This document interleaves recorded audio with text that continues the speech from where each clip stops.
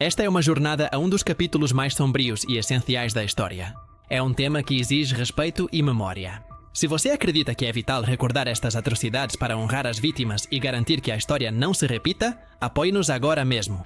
Dê um like neste vídeo ou artigo para que ele alcance mais pessoas e inscreva-se no canal. Seu apoio nos ajuda a continuar contando estas difíceis verdades. O período do nacionalsocialismo na Alemanha, estendendo-se de 1933 a 1945, distingue-se na história não apenas por suas ambições geopolíticas e o Holocausto, mas também pelo abuso sistemático da ciência e da medicina como ferramentas de perseguição e aniquilação. Sob a direção de figuras como Heinrich Himmler e a supervisão da SS, foi orquestrada uma série de experimentos médicos que transcenderam a crueldade individual para se tornarem políticas de Estado. Esses experimentos, realizados em sua maioria nos campos de concentração de Dachau, Auschwitz, Ravensbrück e Natzweiler, tiveram como sujeitos prisioneiros considerados sub-humanos, principalmente judeus, ciganos, prisioneiros de guerra soviéticos e dissidentes políticos, que não tinham voz nem proteção legal alguma. Os objetivos variavam, desde a busca por métodos para melhorar a sobrevivência das tropas alemãs em condições extremas, até a promoção da ideologia racial e o desenvolvimento de métodos de esterilização em massa. A magnitude e o horror desses atos resultaram no julgamento dos médicos de Nuremberg, onde foi estabelecido o Código de Nuremberg, um documento fundamental que codificou o princípio do consentimento informado e lançou as bases da ética da pesquisa moderna, nascida da necessidade de estabelecer uma barreira inquebrantável contra tais atrocidades. A revisão desses 5 experimentos mais terríveis serve como um lembrete sombrio de até onde a depravação humana pode chegar quando o indivíduo é despojado de sua humanidade e a ciência de sua bússola moral. O primeiro conjunto de experimentos que se destaca por sua fria racionalidade no contexto da guerra é o da sobrevivência em alta altitude e baixa pressão, realizado principalmente no campo de concentração de Dachau. Esses experimentos foram impulsionados pela necessidade da Luftwaffe, a força aérea alemã, de compreender e melhorar a resistência de seus pilotos às condições extremas encontradas durante voos em grandes altitudes. O Dr. Sigmund Rascher, sob o olhar atento de Himmler, foi a figura central por trás desses testes. Para simular as condições atmosféricas de grande altitude, Rascher empregou uma câmara de baixa pressão que podia replicar altitudes de até 20.000 metros. Os prisioneiros eram introduzidos nesta câmara selada, muitas vezes sem nenhuma roupa ou proteção adequada, e o ar era gradualmente extraído, submetendo-os a uma pressão atmosférica rapidamente decrescente. O segundo experimento, estreitamente ligado às condições de guerra na frente oriental, foram os experimentos de congelamento e hipotermia, também principalmente em Dachau, e liderados pelo mesmo Dr. Sigmund Rascher. O propósito declarado desta série de testes era encontrar o melhor método para reanimar os pilotos da Luftwaffe que caíam nas águas geladas do Mar do Norte e em outras frentes frias. Uma preocupação logística de grande importância para o alto comando. Os prisioneiros eram despojados de suas roupas e obrigados a permanecer em um tanque de água gelada, cuja temperatura era reduzida às vezes a 2 ou 3 graus Celsius, ou eram expostos nus ao ar livre durante horas em temperaturas abaixo de zero. O corpo humano se convertia em um termômetro vivente. A queda da temperatura corporal central dos sujeitos era medida constantemente através de termômetros retais ou, em um ato de extrema invasão, inseridos diretamente no estômago ou no útero. Os pesquisadores buscavam determinar o ponto exato de temperatura corporal em que a morte sobrevinha. O cinismo desses experimentos residia no fato de que eram apresentados como uma investigação vital para salvar vidas alemãs, ignorando completamente o genocídio que era cometido no processo de obtenção de dados, demonstrando que a ciência havia se tornado uma arma sem alma a serviço da ideologia da superioridade racial. Cobrimos a fria lógica militar por trás dos horrores da altitude e do congelamento.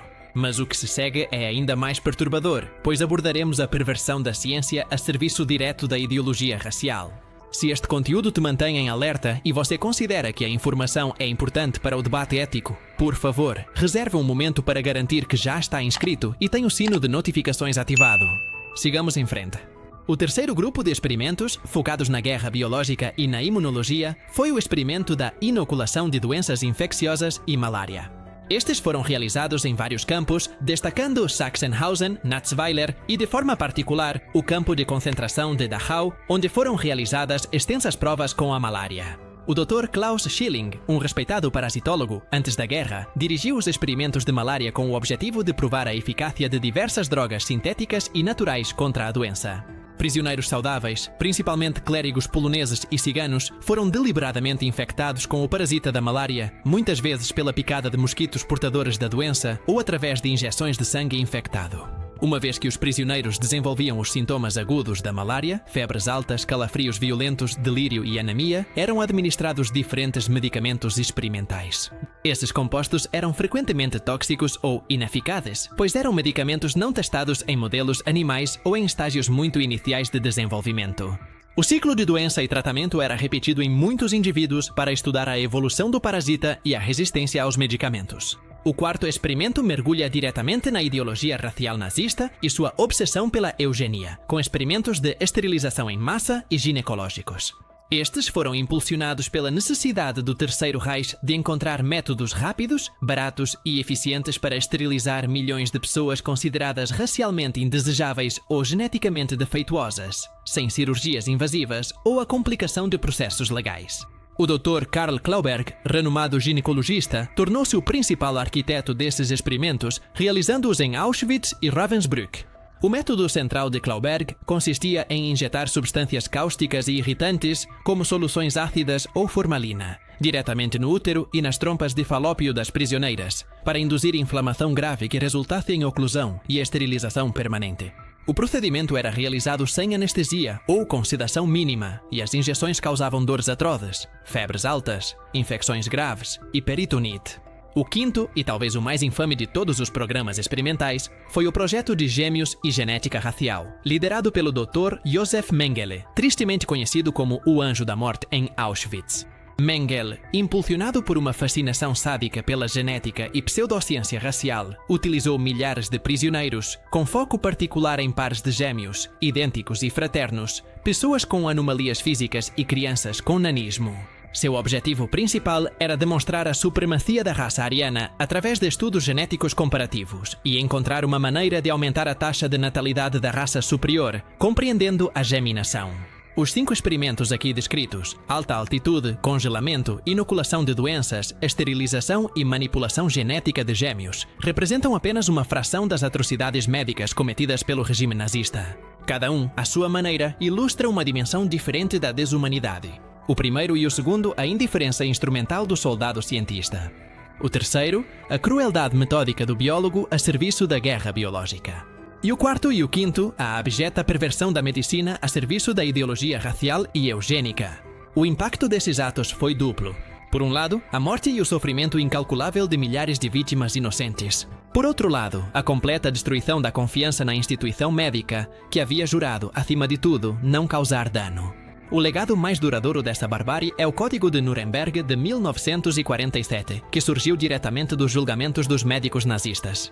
Este documento, com seus 10 princípios, estabeleceu que a necessidade absoluta do consentimento voluntário do sujeito humano é primordial em qualquer experimento. Um princípio que hoje é o pilar da bioética a nível mundial.